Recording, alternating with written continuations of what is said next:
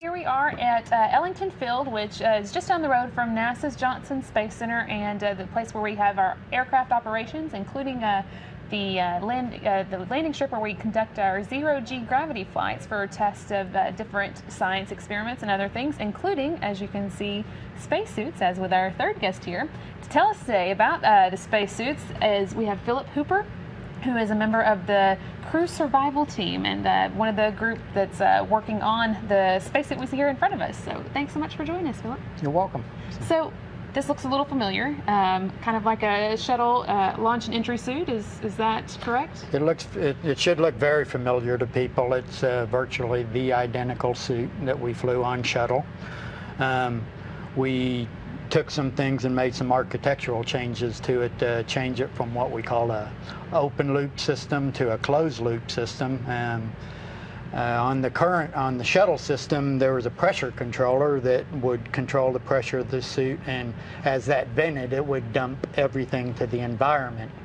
The shuttle had a huge supply of consumables. That's something that with the modified ISS flying on Orion, it will not have those.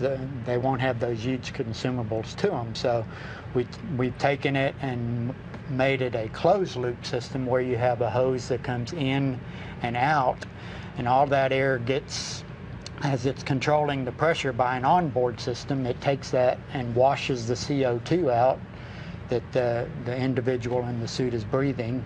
But it's for use on Orion, which of course is the new vehicle that we're working on to take us eventually into deep space. So, yes. A little bit different requirements than the shuttle suit, but we're able to kind of make use of what we already have and save taxpayers some money. Yeah, that's absolutely correct. The overwhelming majority of this suit is the hard goods, or the most expensive. We replace the soft goods on a periodic basis anyway, and so being a funds challenge time, and we looked at ways that we could leverage off our existing designs and make some simple modifications and fly a good suit, hopefully with some mobility changes and stuff that we're looking at making later. So launch and entry suits, that's not what we conduct spacewalks in. It's not that kind of spacesuit, right? Tell us a little bit about what those do. The launch and entry suits? Well, and this suit as well. And how they're this similar. suit is mainly meant for IVA capability. That's inside the cabin. Okay. On shuttle, it was actually made for a bailout. Here we're looking, because there aren't any EVA requirements that we have been identified yet. It would mainly be an IVA requirement, and we want to have some limited mobility to it, such in the event the cabin depressurizes, that they're able to do some basic things such as ingress the seat and some minimal mobility requirements to climb around and be able to strap themselves into the seat. Okay. So, but they wouldn't wear this all the time when they were inside, right? They would wear it pre-launch and just in case of an emergency, right. where most of the time they could just wear shirt sleeves. Yes, that's correct. But they would get this on if something happened unexpected, or when they were launching or coming back to Earth? That's correct. Or if there was an emergency where they might have to, where a cabin depressurization occurred, where they would have to don it quickly and then get ingressed into the seat and strapped in a semi-safe manner. So what does that mean that this suit has to do?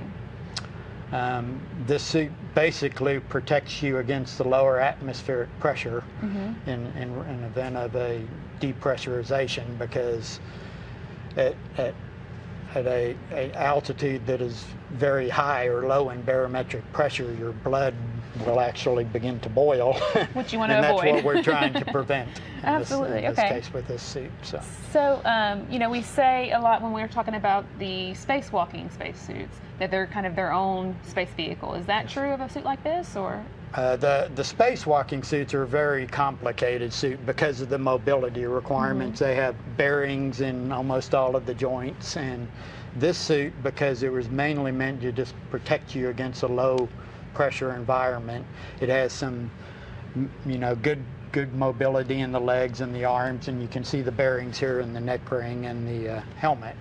But it wasn't meant to do complex requirements. And now for Orion, we are looking at increasing with some of the joints some increased mobility tasks, because there have been some scenarios identified where they might do a little bit more over and above than was the requirement for shuttle in terms of mobility. So. But for the most part, they just need to be able to sit in a seat and reach all of their controls, things like that? Get in the suit and hopefully make it a reasonably comfortable event, and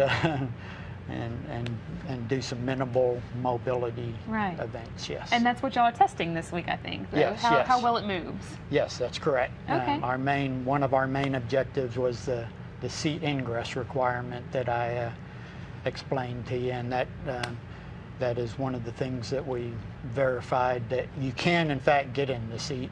Once you're in the seat, it's challenged whether you could actually strap yourself in, but... And we have a seat here behind us to show you what they have to get into, right? It's pretty narrow, and this is kind of, not as bulky as a spacewalking spacesuit, but not small either. So you have to... That is actually the current baseline of the seat right now, so it's a very high-tech version of what we think it's going to look on Orion. Okay. All right. Well, thank you so much. I think we're going to have another chat with another team member later and see some of the footage from the zero gravity test that they conducted this week. So we'll talk to you a little bit later.